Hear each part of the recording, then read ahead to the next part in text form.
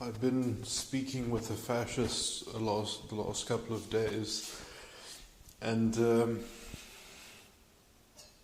it's been useful because in discussing things with him, it's really helping me develop arguments against the social justice warrior position, because the fascist position is the same ideology.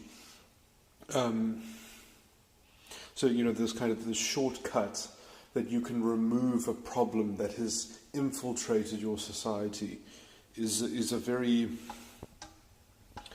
convenient shortcut, and just requires the oversimplification of reality into some kind of historically framed narrative in which everything is just a representative of some kind of identity group.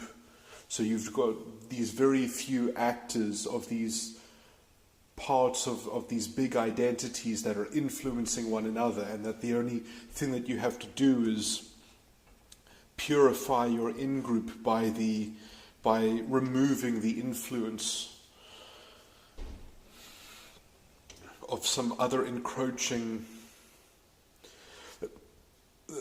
reducing a problem to a historical framework is inherently problematic, because then the only form of solution is to create something that can control history, something that can direct history, which is, going to be some kind of authoritarian political tyranny, is the only thing that's capable of meting out that infantilism that the identity is begging for, the justice. As a member of an identity that has been wronged, you want some justice from the infiltration or whatever.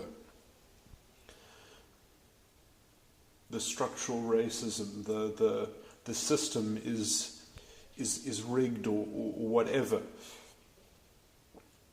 And you just want to remove the identity, the influence of the bad identity. So you need to control identity. You need to rebalance how the system or society panders to identities, and it must pander to identities equally in some kind of weird equilibrium, like so that you have to adjust according to identity, and then everyone has to believe that they are representatives of that identity.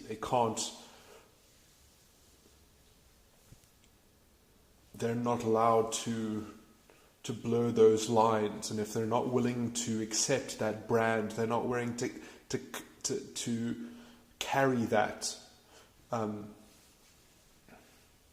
it's very problematic for the ideology. And so those people are denounced as having internalized the infiltration or whatever.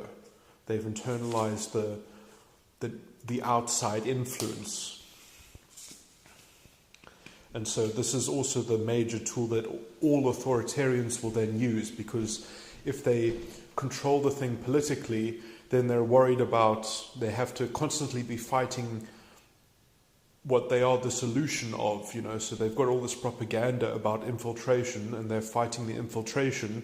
So if anyone challenges them, it's, they've internalized the oppression, and they are agents of the bad identity.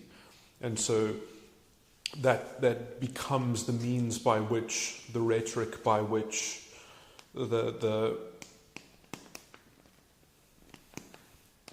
you see, like, the ideology looks promising when it's the underdog, but when it actually takes political power, then it doesn't have the capability of dealing with actually delivering on its responsibility. It'll just keep on doubling down.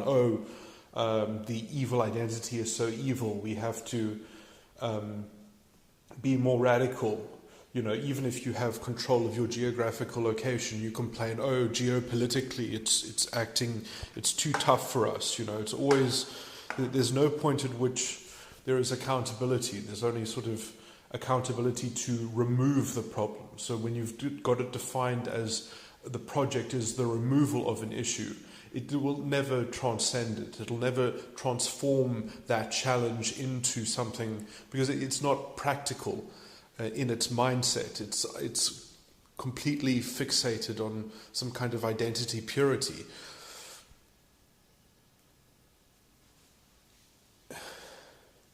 And when you conflate reality into a historical narrative, I mean, you're completely lost. Because the only way that works is by fixing people's identities to them, fastening onto them like manacles, chains that they can never drop. But so I was going to juxtapose this with the kind of going straight to religion, but you understand that Jesus was silent before his accusers. And you understand that silence in let's say, from common law perspective, this is a good way of thinking about it. Silence is, in a sense, as a response, it is a dishonorable response. It is dishonoring the interlocutor or the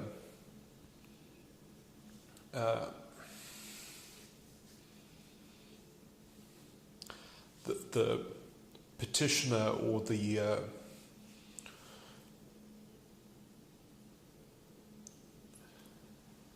you in a system in which you are being accused and you are silent, you are dishonoring the other participants in that exchange. But the point is that now dishonoring something. Okay, this is very technical, but anyway, the point is that you're actually getting more into the situation when you are being dishonorable. You're actually making it would be better to honorably discharge it if you wanted nothing to do with it, or honorably negotiate a release. But when you are dishonorable, you're actually becoming more intimate with the thing. You're becoming more embroiled. Okay, I don't want to get into this tangent too much, but the point is that when Jesus is silent against his accusers, it is essentially because he doesn't want to get into the issue of what they are accusing him of. He doesn't care. What he is in fact doing is taking responsibility for the fact that they are accusing him. So that is the level in which there is a viable solution that takes some pain, that takes the... See, rather than getting into an argument, he is framing the argument, or at least the potential resolution of the argument, into another realm of the interaction. So he's placing the burden onto, through his dishonorable response, he's making it about something else. He's engaging the issue, but on a different level. So he's in fact taking responsibility for the mindset of the person who is accusing him of something. That is effectively what he is doing when he is doing that.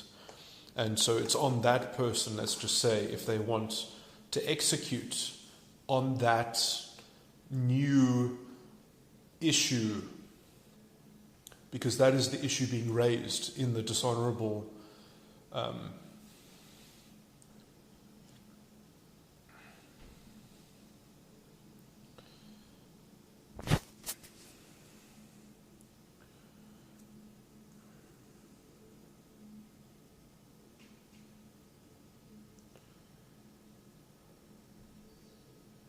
novation. So yeah, I don't want to call it novation. Anyway.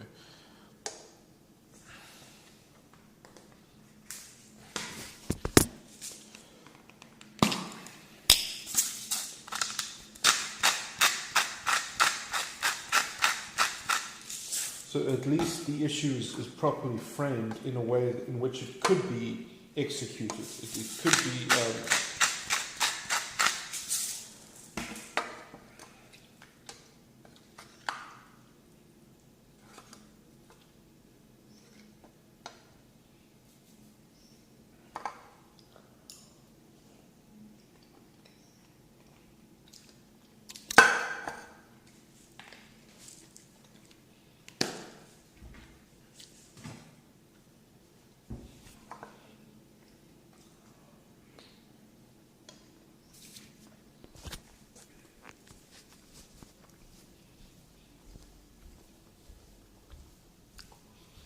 the answer to that real. So instead of engaging in the hypothetical ideological accusation,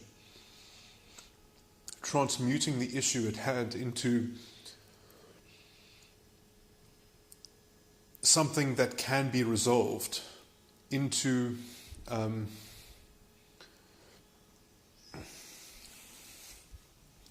focusing the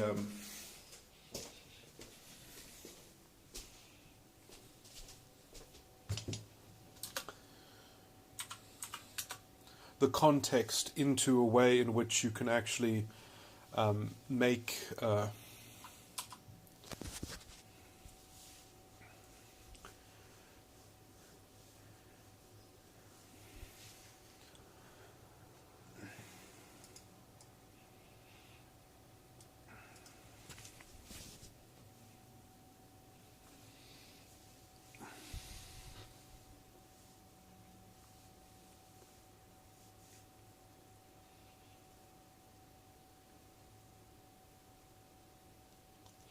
so in some sense you're bringing it closer to home in that kind of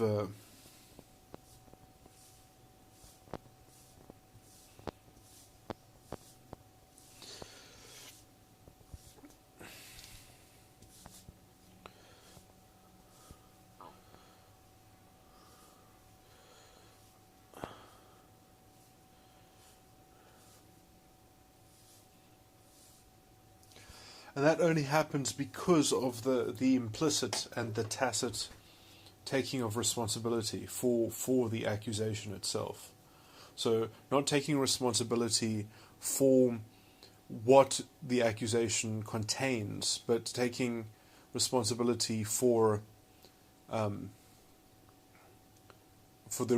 reality of that it has happened. It is happening. It is occurred, and it's not just going to be kind of swept aside. It's going to be dealt with in a direct way.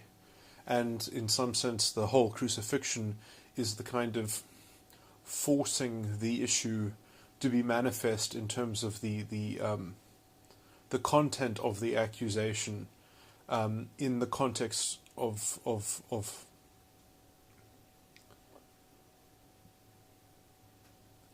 and what ends up happening is Jesus fully takes responsibility for the accusation. He ends up fully he assumes the full brunt of the, let's say, the idiotic content of the accusation. So he's willing to fully take it on in the most extreme kind of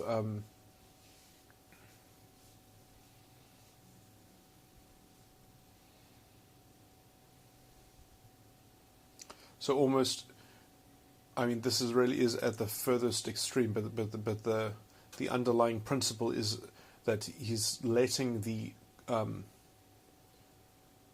every consequence and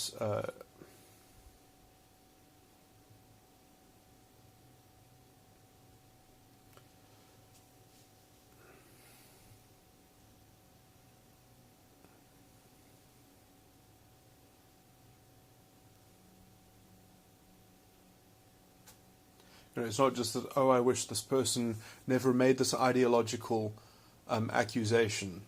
Like, yes, it's premised on a confusion, but they didn't ask me to resolve it. They didn't ask me a question. They gave me an accusation.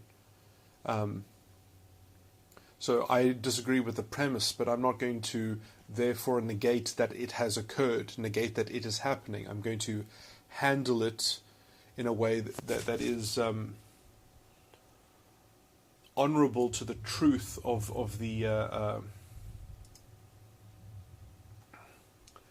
exchange, and not try to kind of read into the exchange some kind of ideological negation of what should have happened instead.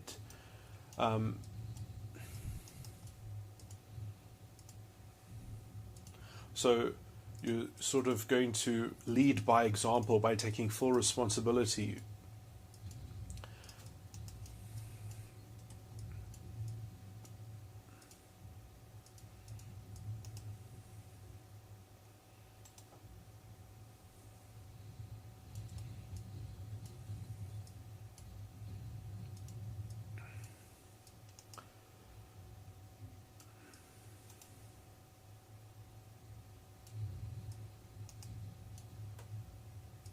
And the major point is that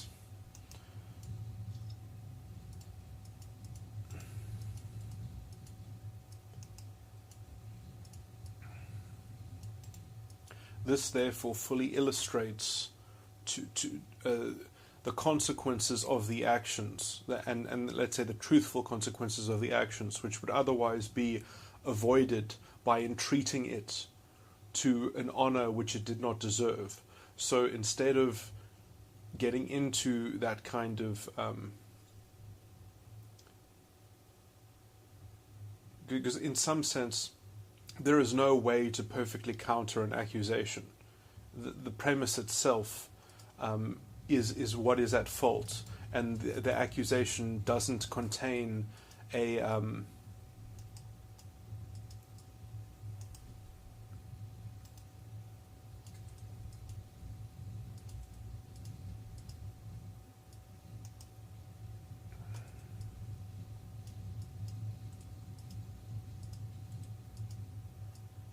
doesn't contain its own judge. You know, it's kind of, it's built on a kind of hypothetical presupposition. You know, so it's some form of logic or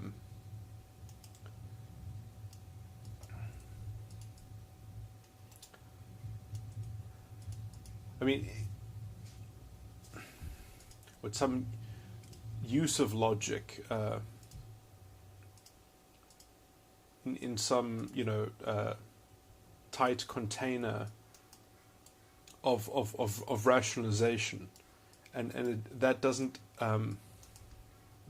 lead anywhere.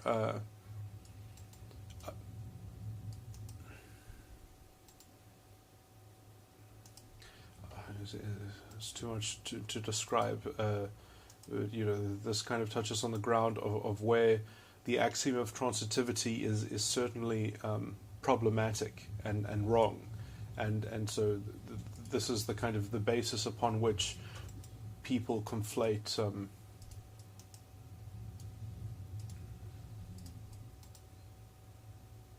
historical facts with a kind of